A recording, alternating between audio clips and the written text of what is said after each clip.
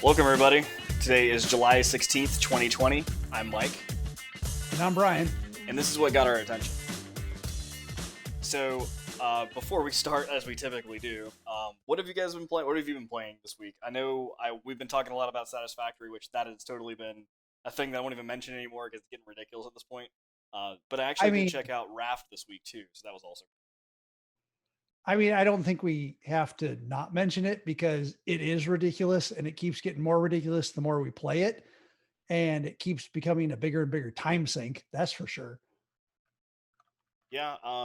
So another thing that I've actually been playing this week too it's actually what me and my wife, we consider our cleaning game, and it's Civilization 6. So we used to play Civ 5, now we're playing Civ 6. And it's a great, it's a turn-based game. It's a strategy game. It's if you're familiar with like Settlers of Catan, like a tabletop game, along with like almost like Command and Conquer style, where you're kind of taking over people's property essentially. But with Civilization, if you ever played it, there's multiple ways to win. Like you don't have to kill everybody. You can win by culture. You can win by going to Mars first. You can win by spreading the religion. You can do all kinds of different things like that. But one of the joys about the game is that it's turn-based. So it'll be my turn. I will play my turn out, do whatever I need to do, and while I'm playing, she's out cleaning, doing something. And then once I'm done with my turn, she comes over, she starts playing, and then I'm cleaning something. And typically what happens is we end up cleaning the whole house, and then we don't even realize that we've been cleaning all day. We've just been playing video games. So it's pretty awesome. I would recommend it. 10 out of 10. Definitely recommend doing that. It's pretty Okay, so yeah, you were saying cleaning game. I was thinking like palate cleanser, like something in between some games to like kind of reset yourself. You actually mean cleaning the house. And that literally is also what we do, because I mean it's like I said, I've been playing a lot of like Satisfactory, some Raft, and other things in between, but this is kind of a game that we can really sink our time in, and it's really neat. And I just found out they actually have it available on Switch as well. The version's a little different, but it's also neat because now not only do we have to clean to play, we can also play in bed, which is great. So not only do we have to clean to play, yeah. It's almost like it's your reward in between doing things. It really is. I mean, it's great. Like I said, it makes cleaning a whole lot better, and I definitely recommend it. Yeah, it's a pretty cool way. So let's go ahead and get into the news, Brian. What you got today? Hey, I've been playing games too. That's true. Good point. You can talk about your games too. No, besides sinking much more time into Satisfactory, picked up Watch Dogs 2. If people were available to get it for the short time, both during their announcement and short time afterwards, people were able to get it for free. I wasn't actually picked it up and paid for it, but I mean, it was on sale anyway, so it wasn't that big of a deal. And just started playing it. Very much an open world game, very much shades of GTA in some of it. But it's kind of fun. It's got its own little quirks with the hacking. Not that far into it. The skill tree for the hacking looks kind of interesting. It looks like you can get some intriguing skills that will change the world enough as you're going around it that it's going to have that other little spin on it that you normally wouldn't get in another open world game. Right. But pretty much only those two this week. Actually, our first news story very much, yes, is Ubisoft related, but not, it's a always bummer that we keep having like some bad news on here, but at the same time, it's almost like you're obligated to talk about some of this stuff because that's what's going on.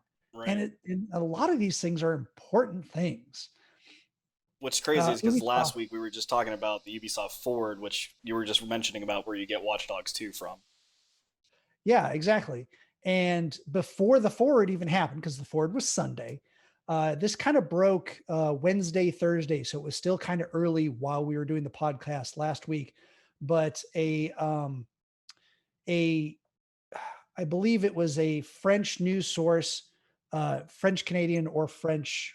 I'm not sure which, but I think it was French Canadian, kind of broke this information about continued sexual harassment allegations within Ubisoft itself. And it ends up going deeper than that. I mean, it's sexual harassment, it's literally physical abuse, mental abuse, just people in positions of power doing things they shouldn't be doing. And it was the allegations were so widespread. Apparently, they had been, people had been talking to HR, and HR themselves was either sweeping it under the rug or turning a blind eye or something, which is also unfortunate. Which is very unfortunate. And it ended up being so much that within essentially a day of this breaking, and of course, all the rest of the news sites and journalists, like picking up on this, they had major people within their organization that had stepped down and or quit. There was their chief creative officer, the number 2 guy in the company, and Sergey, and I apologize if I mess up his last name. Kind of don't, because it sounds like he was involved in this somehow, right. Allegedly. But Sergey Hasko, he resigned from his position. He is no longer with the company. He was a person that from reportedly had kind of brought Ubisoft into the open world gaming era. He was one of the main, he was like the main driving force in so many things creative in Ubisoft. And it's just so weird. Literally, people referred to him as untouchable. I don't know about you, but if they refer to somebody as untouchable, it's usually because they're not doing good things to begin with. Yeah, I mean, that sounds almost like the mafia. I feel like that's the Godfather or something, right? Right. And I mean, that itself is concerning right there. But also the head of HR for pretty much all of Canada had also stepped down. And the head of all of the studios in Canada, Canada-wide studios, which is multiple of them, right. They also stepped down as well. And it's so Yanis Millet, the managing director of Ubisoft's Canadian studios, he's going to step down. And then the HR person, some of them they said step down and left the company. Other ones they just said step down. So who knows if they're still like on a board of directors or somehow related. It's unclear. And Ubisoft made a statement and talked about some of this stuff. The CEO, Yves Guillemot, I think is how you say it. Again, apologize. French is not my strong suit. Yeah, he had basically said, hey, these are not things I support. These are things I actively work against, and that he says he's personally taking charge in making sure that the investigations continue, because there's other people under investigation in the order of over a dozen is what I heard. That he's going to continue to clean house. And it's kind of interesting because it's like, not all of the people step down are necessarily instigators or people that were doing these actions. It could be that some of the people step down because they should have stopped this stuff when they heard about it. The head of HR, the head of the head of the studios Canada wide, we don't know what their role is in it, whether they were doing stuff or whether they were just hiding stuff. But if you're having somebody step down because they should have known that, like, you're stepping down because this happened on your watch, well, what about the CEO himself? I mean, there's a question there. Yeah. I mean, it's always unfortunate when you find out a certain person or a certain group of people have done, whatever the act may be of, sexual, some sort of allegations, harassment, whatever. But you always have those other people who are still, guilty by association, essentially, especially like when you have HR, like somebody who's supposed to be the person that's supposed to help you, in case anything like this does happen, and they're the ones keeping their mouth shut too. And it's like, well, at what point are you just part of the problem, the crime? Like what is it that's going to take to get that across? Yeah, and it's like, what type of HR are you? Are you the HR that's there to protect the employees, or are you the HR that's there to protect the company? Well, I mean, he was And untouchable, so sounds like it was. I think we figured that one out. yeah, for the chief creative officer, yeah. Um, and all of this happened before the Ubisoft Forward event, which was their digital event to talk about games coming up. So a lot of people that were getting ready to watch this were actively thinking, okay, so they've got to talk about this beforehand, right? Yes, they pre-record. I mean, everybody knows that something like this, like Nintendo Directs and stuff like that. I mean, that isn't live. It's Right. Thank you, Janet right? Jackson. Like, yeah, But hey, we got YouTube out of it, so that's good. right. Um, but yeah, I mean, they're going to play. So, I mean, obviously, that stuff's pre-recorded, but Ubisoft actually went to Twitter and said Ubisoft Forward comes during a time of big internal change. Well, that's an understatement. Because of all the content has been pre-recorded, we wanted to recognize that the issues we're currently dealing with won't be addressed directly in the show. We will still have significant work to do, or committed to this process. We will provide more updates soon. And that was it. It was just in Twitter. So no one actually watching the event Yeah. would have known or heard anything. And I kind of, it almost ends up being worse for them PR wise to do it that way, because all they had to do is had the CEO quickly like sit in front of a camera and take 20 seconds to say, listen, we know some things are going on and we're working on that. We will continue to try to be the company that you expect us to be on this. Because in all reality, uh, you know, these are the people. It didn't even have to be the CEO. They could have just done a bunch of text on the screen in English and French, since you're talking about French Canada here. Have to be both languages. But they could have done some text on the screen, at least said something quickly, and they could have put that video up before the other video that was pre-recorded. It didn't even necessarily It have to be wouldn't a have been that video. It could difficult. just be like you said, text. Like it only takes like 15 seconds more of your video live stream, which is it's your time, so it doesn't matter.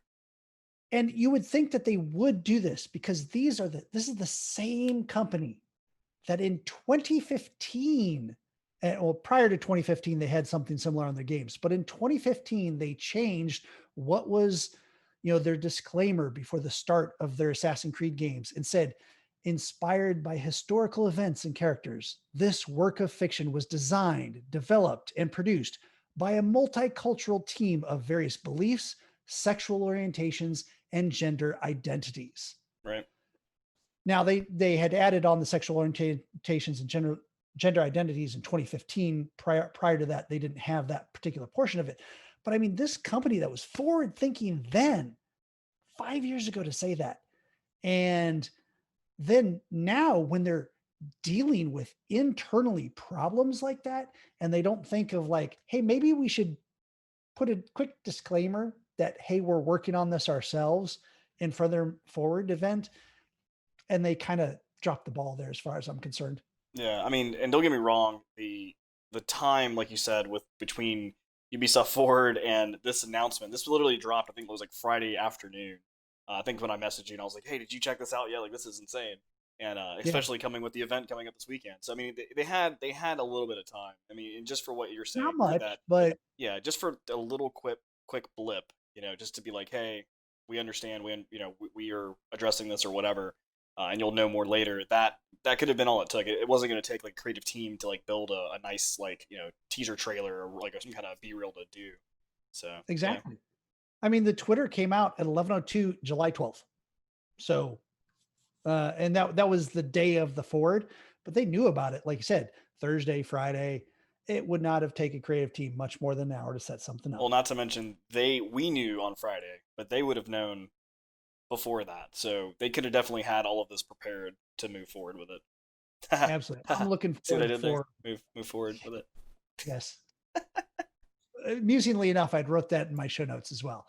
Awesome. Well, I'm glad I didn't read them. So, in other news, and somewhat similar to our real life, it's not as serious as you could say, but along with protesting, we do have a different shed of light on protesting in the form of online gaming.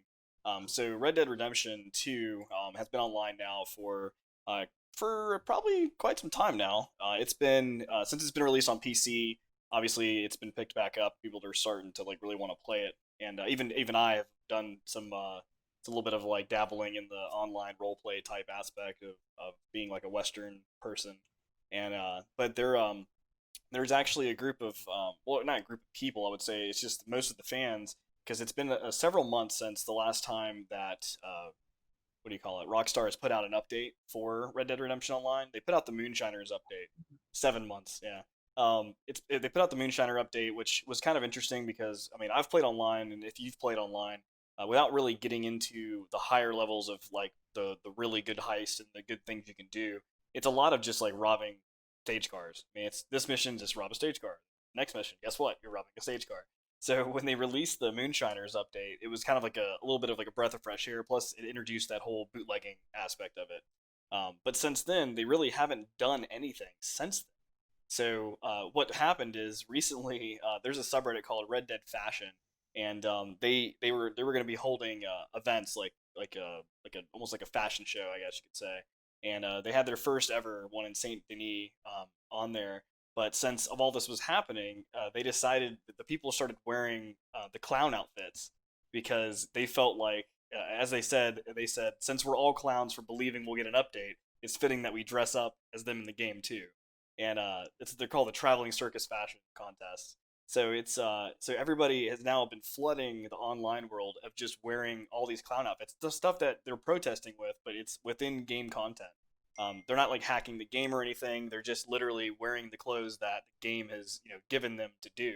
So it's kind of interesting to see how the way that they're protesting, and a lot of people think and it's because if you think about Rockstar, they have GTA 5 online, right? So they've people have been playing that. I mean, I remember playing it on Xbox originally. I bought it on Xbox, then I bought it on PC eventually, and I played online for a long time on PC as well. So there's a lot, and if you know back in the history of GTA Online, there was the whole shark card incident where people started, they introduced like their own currency, so you could start buying in-game assets to get the right penthouses and the things. One of the things that actually kind of turned me off on that was the hacker level of hackers that kept going out, and they kept trying to reduce that. And it was the point where they were just taking money from you, even if you weren't even a hacker. Like if you've been given money, they weren't just taking the money that was given to you; they were taking the money that you earned in game as well. And that was kind of the thing. And I'm like, what? But all they wanted to do is push these shark cards. Like, oh, if you want to, be able to do these things, well, here's a shark card. And but I mean, it's known that Rockstar's obviously got a cash cow. I mean, this is the Skyrim, right, of the online kind of adventure game type thing. But it's the ultimate lifestyle too. Like you're playing a game that you can pretty much do anything. But Well, that's one of the things is because you said like we were talking about 7 months since they've done an update on this for Red Dead Online. It, it only came out May of last year. It's just over a year it's been out. And it's been 7 months from since an update. That's a ridiculous amount of time. They like it almost sounds like they've literally supported this thing for like 5 months. Well, okay, let's say 7 months. And then it's almost like they've dropped it. I mean, GTA Online was a slow burn. It started slow. absolutely. And and eventually they kept adding stuff to it and people liked it and people kept playing it more and more and more, and it became massive, like the earnings for it in 2019, like August 2019, was almost $500 million just from GTA Online. It netted them in the years prior to that $1 billion. It was amazing. Yeah. 40% of their earnings essentially just from GTA Online. So you would think that they would have already figured out, hey, we got to make this much content and we got to like get heists out there, or, I mean, heists in GTA, but the equivalent, you have similar in Red Dead. Right. they should have been able to create this content and had it slowly peter out over time to be able to like build the same steam, because they had already built GTA Online. They knew how to do it, Right. and it's crazy that they're still not supporting Red Dead Online the same way. And that's the thing, and it's kind of disappointing because of the fact that the first original Red Dead, a lot of people wanted the online aspect because they knew GTA. They were like, man, that would be great, but there wasn't a way to do that. So when Red Dead 2 was announced and it was online, and obviously everybody went crazy, and like you're saying, it's GTA 5 literally broke all the records of like most grossing game ever, right? They were in the billions. And that was just releasing the game. That's not even talking about the online content with their shard Mm-hmm. cards and everything Yeah. going forward. And like I said, I bought it on Xbox originally, and then on PC later, after probably a year or so, I bought it again. I mean, I bought it for a reduced price; it was on sale or something. But it was, but basically, I had new content. I had new things to do. I could, sell drugs now. I could build my own operation. I could be my own Walter White, essentially. But it was, with that. But like I said, I played Red Dead, being that it had already been out for almost a year on Xbox and PlayStation or whatever it was, and then they finally got it to PC. I expected when I bought it on PC that they'd probably have some of that stuff fleshed out, and they'd have some extra content. And like I said, after playing it, I mean, I made my own content by doing role play, right? But just Mhm. playing the actual content online with just my friends, like it literally was like, here's a heist. Okay, well here's a bank train robbery or a cart robbery, and then we're gonna do another cart robbery. And it's like, how many cart robberies do I have to do before I Yeah. just like stop playing? And yeah, I I'm haven't played doing it in a the while. same thing again. Yep. So I it's get they tough. got to start slow, but 7 months with no update seems ridiculous for a company that size that is making that kind of money off this stuff. Yeah. Uh, it's You would think that they would want to build Red Dead Online to the same level of cash cow that GTA Online is, but Yeah. apparently not. Yeah. I mean, obviously, it's already been announced that they're working on GTA 6, so I'm sure that's probably where most of the focus is because they already know they have a cash cow. Why not have another cash cow? But they already have Yeah. a cash cow in Red Dead if they wanted it. They just I don't know. Maybe they don't want to do that. Yeah. Well, moving forward, we've got Microsoft let us know they've been working on Project Xcloud for a while, and Project Xcloud is the concept of streaming your games off of either a server farm or even your own Xbox, even to your phone or tablet or other device. You can literally play the game on your phone. Now, streaming games is that's not a new concept. Right. And I don't mean us streaming and people watching us play games. I mean literally streaming the game to a device that wouldn't normally be able to run it. So, having your phone play Red Dead Redemption 2, for instance. Um, you know, NVIDIA has had theirs out there, and they've had some problems with it with some of the developers and publishers.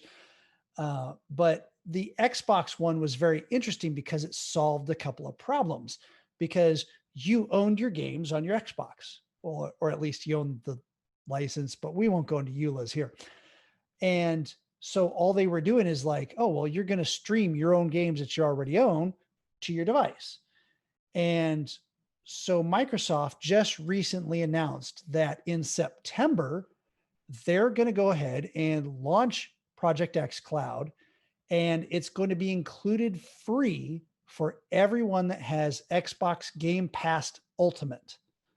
That's pretty awesome. And Game Pass Ultimate is where you're able to get and play a set of free games on your Xbox and even on your PC, including every first party Microsoft game that gets released for Xbox.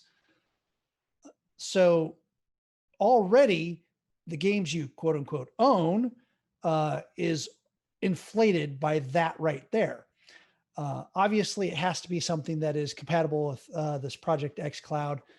It's like $15 a month for the subscription, and they probably are going to have other ways that you can subscribe to that. They're just initially starting in September to having it free to those that have the Game Pass Ultimate. Also, interestingly, they said, hey, by the way, we're not going to be calling it Project X Cloud. That's just what we're calling it for right now. We don't have a final game yet. We may call it Game Pass streaming. We're not sure yet. And that's actually from Phil Spencer, the head of Xbox, that said that.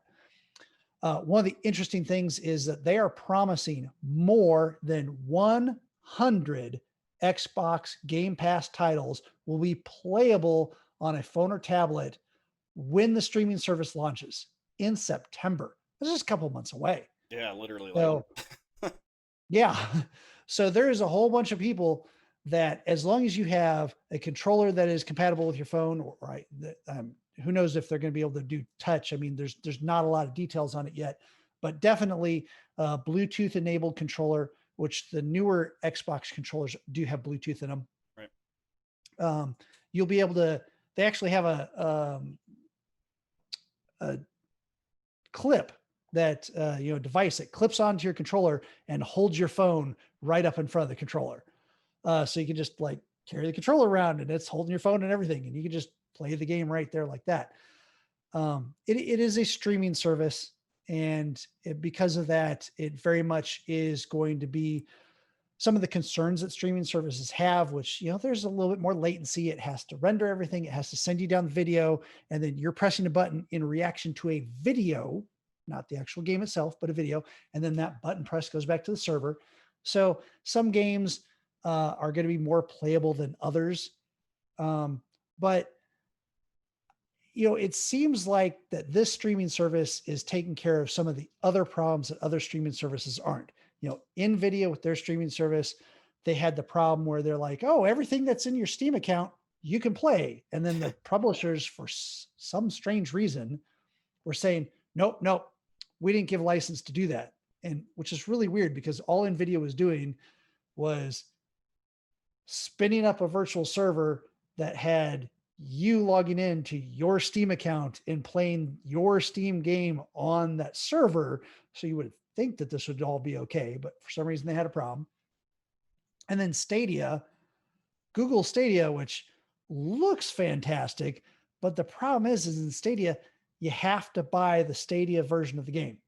Right. So you have to buy the game again. Sure, they have Pro, and with Pro, you do get some games for free, but there's still the whole problem with buying some of your games again. I mean, like we were just talking, I've already purchased GTA twice. I mean, I don't want to buy it a third time on Stadia.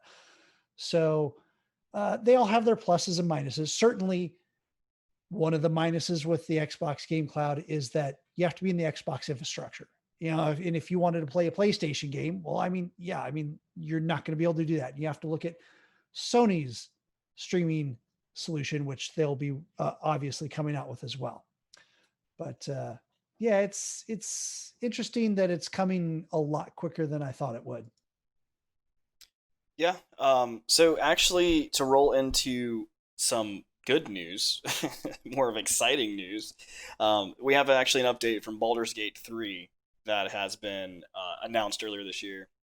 They actually, I got an email from the developer. They were giving us it's an update, and so if you don't subscribe, yeah, Larian Studios. If you don't subscribe to them, then you probably wouldn't have gotten this. But basically, they just wanted to let us know that they're working, obviously, really busy working on their early access version of Baldur's Gate 3.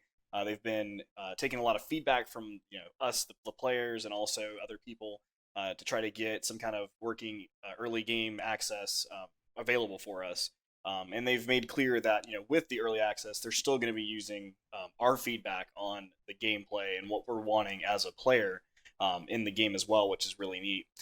They've also announced that basically they're going to deploy the 5th edition of D&D, so Dungeons and Dragon rules, so to be 5th edition and also class based. They said they'll talk about more of the classes later. The idea is they're implementing a newer system, a new fighting system.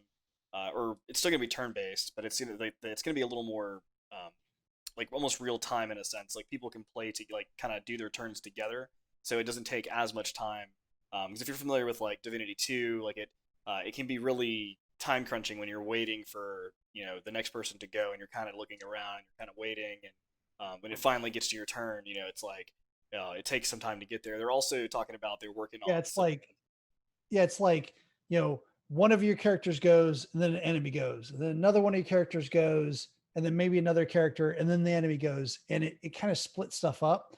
That's one of the things that I'm excited about Baldur's Gate 3 is that the enemy goes and then all of my characters go. So it's a lot more synergy where I can have like this character is going to throw out an oil flask and then this character is going to throw a torch into it and cause the oil to ignite. So I think there's a lot more strategy that's going to be involved with that as well. Yeah, and that's what they mentioned too. Is with that, it's going to change the way the kind of the game plays out. Whereas the result of your initiative roll, you'll experience a different. This is what I'm reading from the actual article. It says you'll experience a different tactical puzzle in each combat that really mixes everything up, but still allows you to react to the cards in quotes that you're dealt. And they said there are literally no cards. Sorry, MTG fans. So there you go. Not gonna happen. Not a card game yet. But yeah, they said a lot of the engine that they're using and stuff is going to make the animations a lot quicker and a lot more smooth. So that way they can, it doesn't seem like you're taking a turn each turn. They've also mentioned in this article that, or this news release, that they're going to be like the stealth is going to be a big aspect of the game.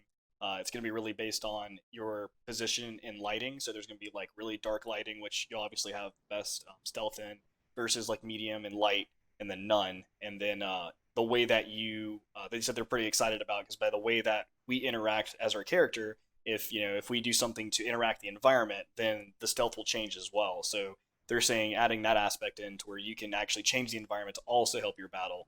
It could be a really Like neat thing. dousing a torch so that you can create shadows and have more stealth. Right.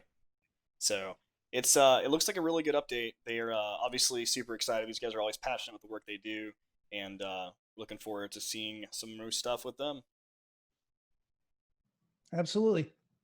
The last article that we wanted to touch on was, kind of going back to the streaming services, right, talking about Stadia. Yeah, okay. I said, some of the negatives in Stadia before. But we wanted to talk about that. A lot of people have been looking forward to Stadia. It's backed by Google. You got a lot of good money back in it. Right. It looked like their net code was really solid. And they, had things like, a wireless controller that was talking directly to the server. So it wasn't like going to your device and then from your device to the server. They had a lot of good things like that. Well, just recently that Google announced that there's 16 new Stadia games coming. 5 of them were exclusives, which is really cool. And they actually signed up several new studios to be able to work with them, including the makers of Rock Band Harmonix. Now, okay, so I'm not so sure about the last one because Harmonix does rhythm games. So I'm going to be really interested to see how their net code works with a rhythm game over a streaming game service. That's going to be tricky. Now, if they can pull that off, they might get some more believers out of this. That sounds like a new. So I don't know if you're familiar with their game, the Drop Mix, and that's a good party game. So imagine taking that to the next level where they've now integrated, obviously with an iPad, you have to play with like some sort of phone or something. But now being able to take that on a streaming level to where you can actually play some other level game, but like in a rhythm sense that you said, like where there's no latency and everything's working on beat. That could be something really neat. Or something that's more friendly to latency, like you would think a Drop Mix might be. Or the new game, Fusion. I don't remember off the top of my head. Oh, darn it. I know it. But in addition, Robot Entertainment is in there, and they're the makers of Orcs Must Die. And they're actually going to do Orcs Must Die 3, which is going to be only on Stadia. And it's actually going to be part of their Stadia Pro package. So if you have Stadia Pro, it looks like that you won't actually have to purchase that game, that, you'll get it free as a game you can play. Very similar to, like Xbox and Xbox Game Pass type things. They're also working with a couple other studios like Uppercut Games, who make City of Brass. That was a very interesting game that I demoed at one of the PAXs a while ago, but haven't actually played much outside of that. So to be clear, they're working with Uppercut Games, not necessarily that City of Brass is coming. This is an unknown project that they're working on. Same with Supermassive Games. Supermassive Games is doing an unknown Stadia only project for them. And Supermassive is the ones that made Until Dawn, which was a wonderful game that I played on the PlayStation. So we're not sure what they're working on yet, but looks like they actually got some exclusives are coming. And I think that might be one of the things that really helps them move this forward. They also talked about a lot of other games that are coming. Some of them are pre-existing games, PUBG and Hitman 3 is coming in, Hitman 3, an upcoming game, of course. And, Hitman 2, Serious Sam 4, 2K Battlegrounds, WWE 2K Battlegrounds, sorry. And, they just announced a whole bunch of games of existing and upcoming games that are going to be coming to this platform. So it's going to be interesting because we got both the new consoles that are coming out. Exactly. We have all these streaming services that are going to be, you thought the console wars were bad. This is going to be really interesting to see how all this plays out. And the interesting part to me, as well as the other one that we're not talking about, is Nintendo. We still have the Nintendo Switch in the middle of that, where they've basically conquered both worlds. They still have a handheld device, and they still have a console. So that's also in the mix. It'd be interesting if they came out with a streaming service, but Nintendo won't do it. No. Calling it right now, 5 years from now, Nintendo still won't have a game streaming service because they just don't understand the internet, and they're too afraid of the internet as it is. Yeah, I mean they have the on the Switch. You can play like the old games. You can pay like a price to play all of the old Nintendo games, the arcade or whatever, but sure. Collection. Yeah. But they'll do emulation, but not game streaming. Yeah, I don't think they would want to do that. Well, right now we're going to take a break. We appreciate you listening. Just take a break real quick. We're going to have a word from our sponsors. And we're back. So we're going to be talking about our short attention span news articles at this point. So we'll go ahead and start it off. Sure. I want to talk about okay. Disclaimer. This is not a gaming thing. In fact, when we were going over show notes for this, Mike's sitting there going, so what's this got to do with gaming? And it's not a gaming thing. I get that. But check it out anyway. It's called Window Swap. And the whole concept behind Window Swap is that these different people throughout the world, you yourself can do this. You can submit a view outside your window. And you go to Window Swap, and it just launches in your browser, and you can full screen it, and you can see these video views outside of somebody's window. And I loved it. It was a great background thing.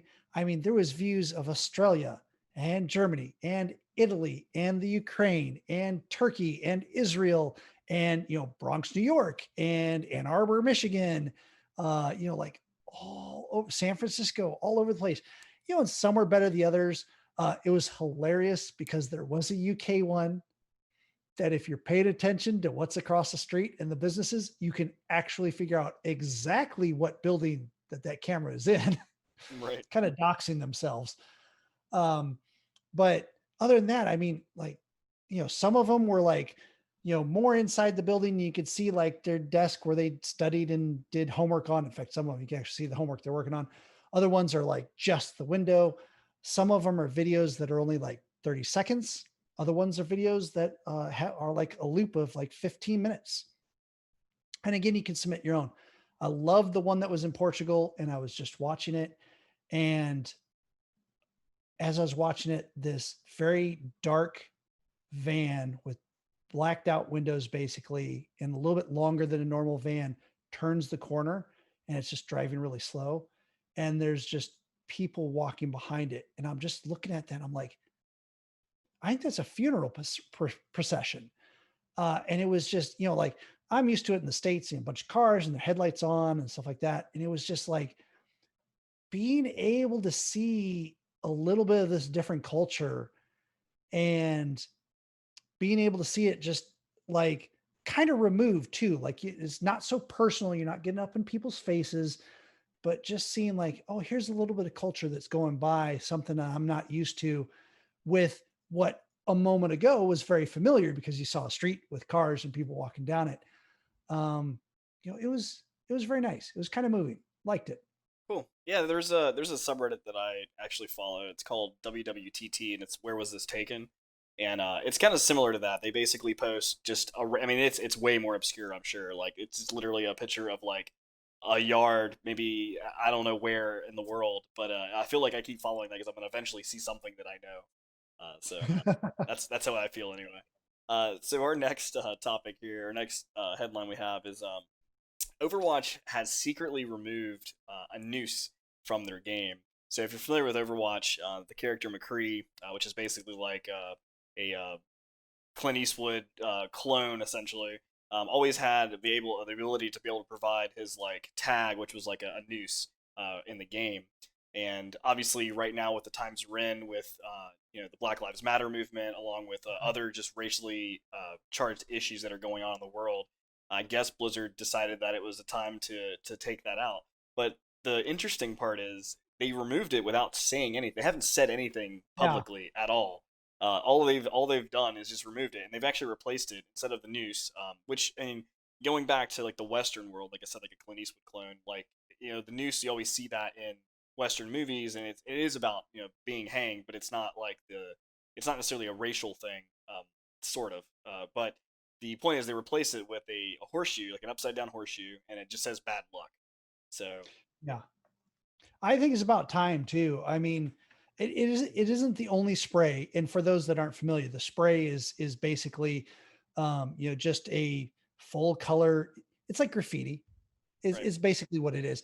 So a spray is like just this graffiti that while you're running along, you whoosh, and you can just spray it right onto the wall as you run by. And there are other ones that McCree had, obviously. Um, and this is kind of this is really kind of like a PG game. I mean, they're very there's not over amounts of gore and stuff. I'm so I think it's about time. I think that's nice that they remove that.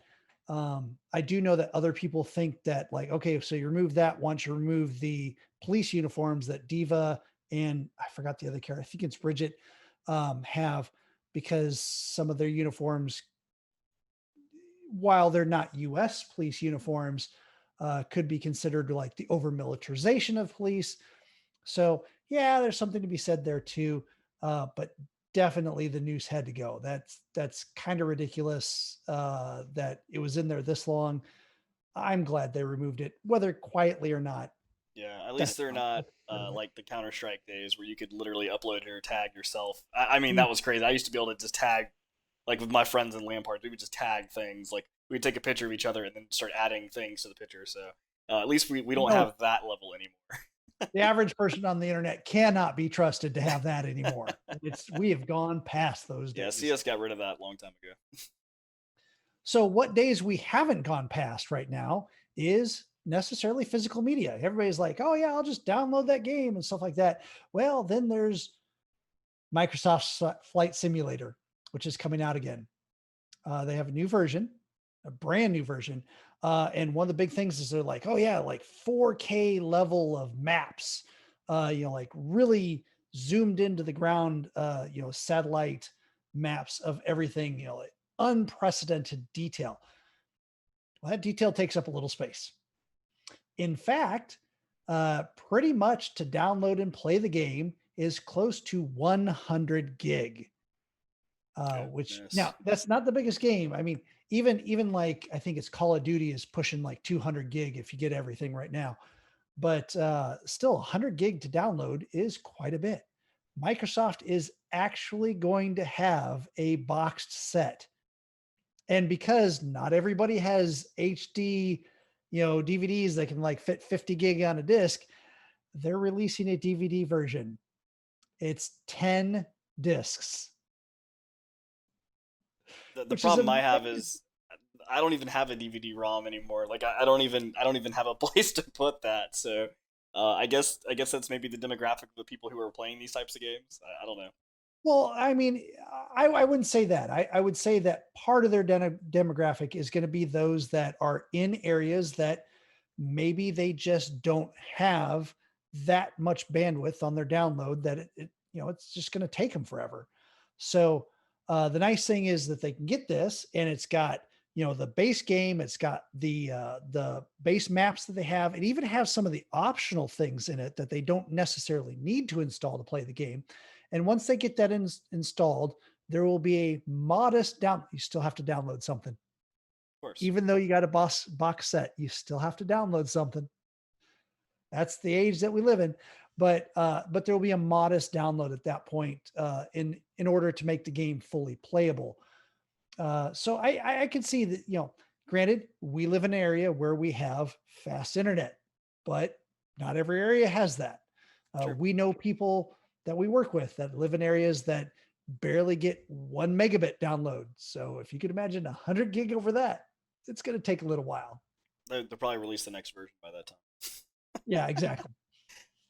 So next up is our Cyberpunk 2077 weekly update, as I feel like we talk about this game every week in some shape or fashion. There's something Almost that as comes much up. as Satisfactory. Yeah, it's. I mean, this game isn't even out yet, but it's just obviously it's the hype, and we're looking for it. And speaking of the hype, and we talked about the Xbox Game Pass earlier. And if you're not familiar with Xbox Game Pass, like you said, it's a subscription based. You get like over 100 games, and you can pay like $5 a month on the lowest tier, up to I think 15 for the ultimate, which gives you the PC playable as well.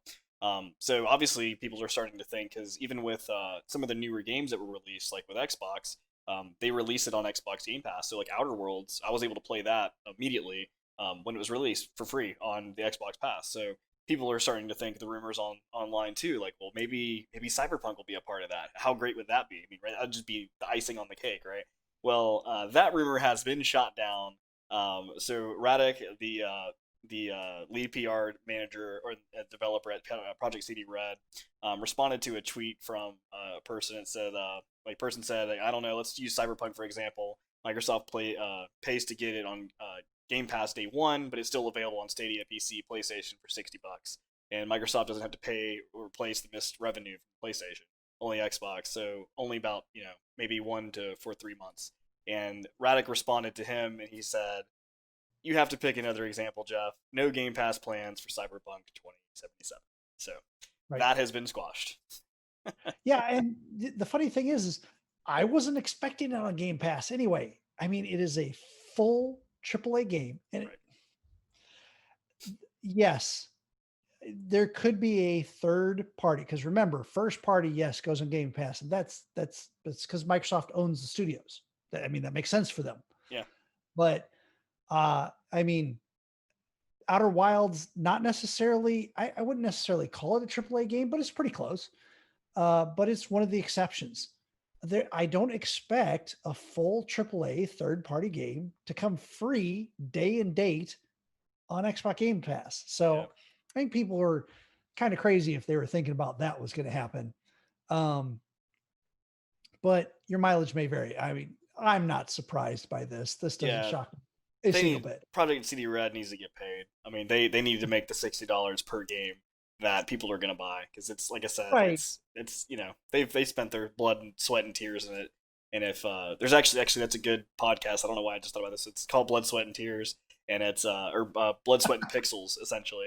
And it talks about different game studios and the struggles they had to go through. And actually, Project CD Red is one of those, and how it's a good listen if you listen to it. It talks about how they came from Poland, were an area they didn't have gaming, and it was a lot of like kind of like underground type gaming things going on.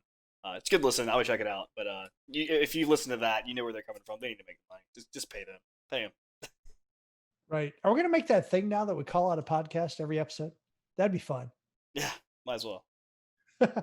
Now, so talking about things that I wasn't expecting. So this leaked, and this is a recent leak. This was just like, I think today or yesterday. Somebody leaked a picture of a Lego set. Oh, you mean this picture? If you're showing the picture, this is sick.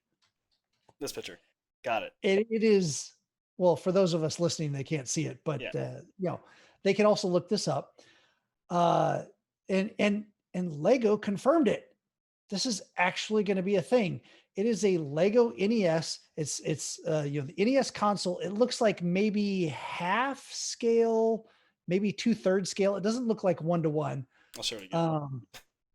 And it's got a small little cartridge of Super Mario Brothers. It even has an old time console TV with what looks like a Super Mario Brothers level on it. And apparently there's a crank in the back. And if you crank the little crank, that it's actually going to show the level move by. And of course, repeat after a while. So this thing looks amazing. I don't know what I would like to get more between this and the like $800 Millennium Falcon that they have for the Lego set. Right. But this thing really looks good. And it looks like one of the things that you would build and put there as a conversation starter if anyone ever comes by your house again after like COVID like decimates us and turns us into a zombie nation. I'm sure you'll see some on some streams eventually behind you somewhere, you know. Yeah. But yeah, this thing looks pretty cool. So speaking of also pretty cool, I think there was a new game. Oh yes, sorry. Yeah, here I am, 2 in a row. We're going back and forth, and I totally messed that up. We have to do it sometimes just to mix it up. Right? Yeah. No. Okay. So there's a new game coming out August 13th, and it. So tell me if this happens to you, my good sir, that you are just peacefully sitting in your house, and across the wall, just not bugging anyone at all, walks this little harmless spider, and your significant other or other person in your house, or maybe even yourself, depending on how you feel about this, Depends on how big the spider is. Freaks out and says, "Kill it now." Yep. Kill it with fire. Yeah, because that's the game. Oh. August 13th, Kill It With Fire comes out. And it is all about the concept that spiders are coming into your house and you have various means of destruction to kill them, whether it's literally like an aerosol can with a lighter on it to try to burn them, a full flamethrower. They have a gun. You can shoot the spiders. Of course, have a flamethrower in your house. And if you haven't, you should probably pick one up. And yes, your house will catch fire. You have a iron, frying pan you can hit them with, just all these different things to kill these spiders, and the sound. Oh, you have to go watch the trailer on this. Just the sound as they're walking around. You like kill one and then you hear it somewhere else. And you're like, where is it? Where is it? So yes, Kill It With Fire is coming out. Check it out. I'm like just dropped out of nowhere. Had no clue this was coming out, and I'm looking at this. I'm like going, okay, this is like my significant other incarnate. She's gonna love this. That's awesome. Now for some sad news. That's kind of bad that I said that, but relating to Microsoft has already announced that they're stopping the production of the Xbox One X and the SAD, the SAD, the S all digital version. Not really a surprise. I mean, we know that we have the new consoles already coming out, but it's one of those things that was kind of short-lived. We were hoping that we'd have like a digital, or they were kind of hoping that we'd have like sort of only digital type console that some people would prefer to buy because you have to download most of these updates anyway. It's not like you can pop a game in. I mean, you always see the articles of people posting like, hey, I just bought the new Battlefield, and here I am downloading another 10 gigs of update. And so, it's a thing that we're always going to be doing at this point. But now with the new consoles, it's not surprised that they're ahead and pulling it. Yeah, and it's odd because, okay, the X, yes, because the X is going to be a little too close to the rumored Series S, which is going to be the lower of the new consoles. So even though that they have greater CPU power in that, they're reducing the GPU power in that one. So it was going to be kind of comparable to the X, the One X. Oh my God, this is going to be very difficult. I was just saying, at what point are they going to just change the name? Because, I mean, at this point, we've had the Xbox One, Xbox 360, the Xbox X. I mean, they have changed it. They're pulling an iPhone. It's the Xbox. It's the iPhone. It's the iPhone 7, or whatever, but they're calling it the Xbox. And then now it's just the Xbox Series X. Their problem was keeping the X and the S, really, if you think about it, because it makes it hard to talk about. But yeah, it makes sense that they got rid of the X. But getting rid of the S all digital, apparently the sales were better on the standard S that has a DVD drive in it, HD DVD drive to be specific, a 4K version of it, really, versus the S all digital. The sales just weren't there. So I guess they decided to kill that one off as well. So very interesting. Alrighty. Okay. So speaking of interesting, we are all used to the fact, and we have talked about this in a prior podcast, that we're not necessarily the fan of video game movies, movies based on video game franchise, because more often than not, they miss the mark entirely and they just aren't there. Right. And Typically. There's a couple good ones. I mean, yeah, maybe it hasn't aged very well, but the first Mortal Kombat really excited people. But for for the most part, see, yeah, there you go. And like I said, it hasn't aged well. I don't know if you could say excited.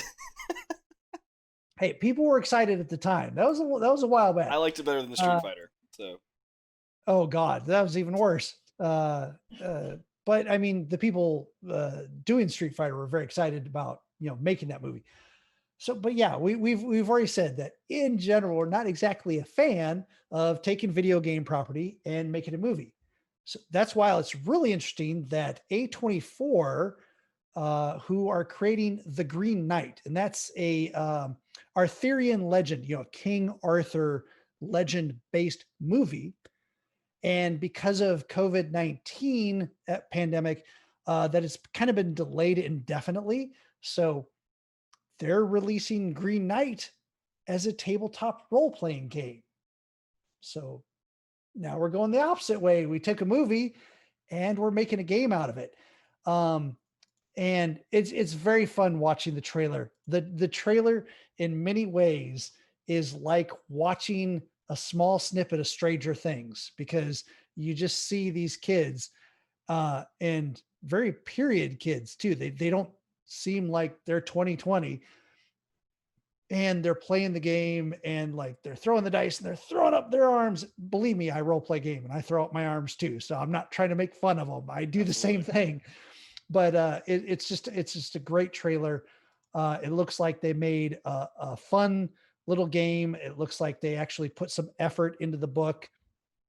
It comes with a single D20 die, comes with a map of the area. So just thought it was intriguing that now we're going the other way.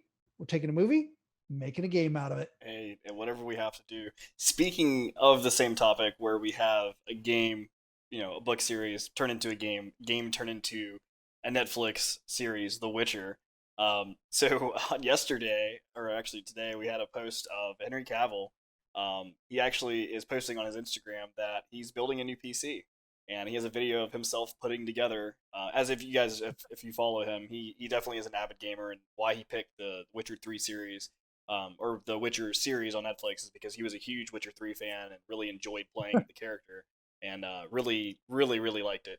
But yeah, he's obviously an avid gamer. He's got a video on his Instagram if you want to check it out.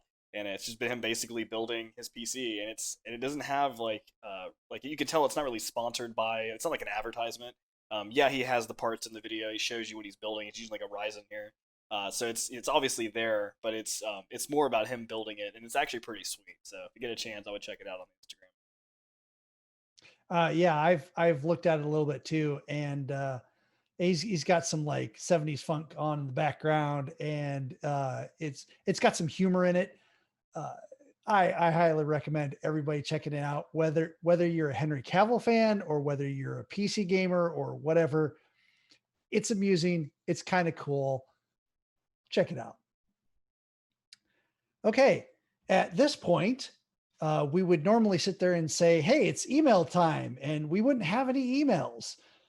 So just to remind everybody, if you want to have a chance at your email being read aloud on this podcast, you simply need to email us at GOA for Got Our Attention, GOA at sassgaming.com. That's SASS gaming.com.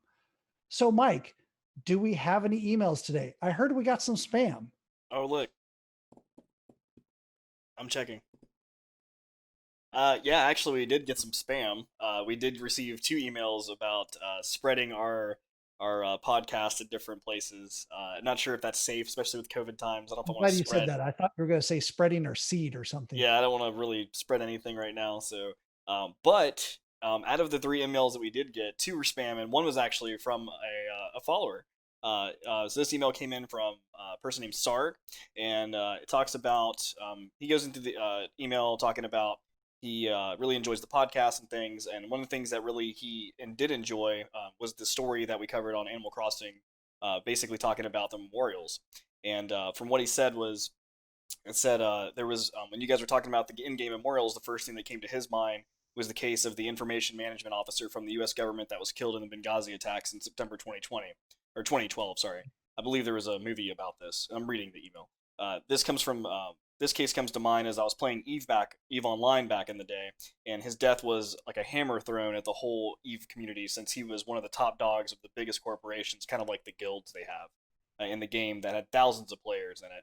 And to make a long story short, an immense amount of players in Eve decided to hold a live memorial for him, and it was a beauty to behold. So, much like all of the stories that I've heard about Eve Online, is always some really intricate story of how there's some sort of espionage or something going on. Just like that, there's another story of Eve Online people coming together and actually holding a memorial for someone who, that lost their life and that was an avid person that was in the community.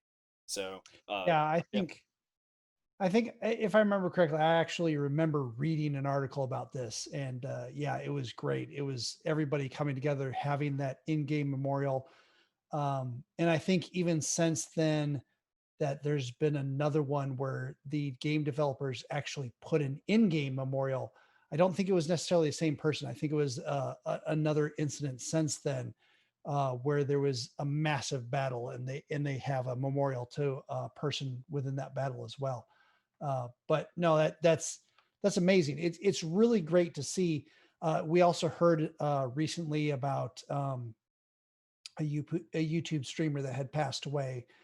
That everybody came together in WoW because he was a WoW streamer, and literally thousands of people came together and did an in-game memorial for that as well. So it's really touching to see that people that have the same passion that we do are coming together and trying to remember the good things about people within the games that we've played, and try to move forward positively, and try to affect the world that way instead of adding some negativity to the world. So it's right. very good to see that. Yeah. Well, so we appreciate that email, Sarg. Thanks for writing in. Appreciate the kind words, and obviously the story that you had to share with us. That was also really awesome.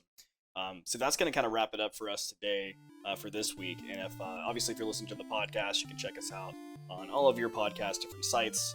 We also have we stream live at 9 o'clock now, 9 p.m. Eastern time on Twitch. You can usually catch us on Phoenix_Nova's account, which is 2 N's, so PHOENNIX_NOVA. And I'm Xycia, XYCIA. Like I said, Thursday nights at 9 p.m. So if you like what you heard, you can follow us on Twitch, YouTube, Twitter, and feel free to send us an email, and we can maybe potentially check it out. So email again, goa@sassgaming.com. Until next week, guys and gals, you have a great day. Take care. Have a great week.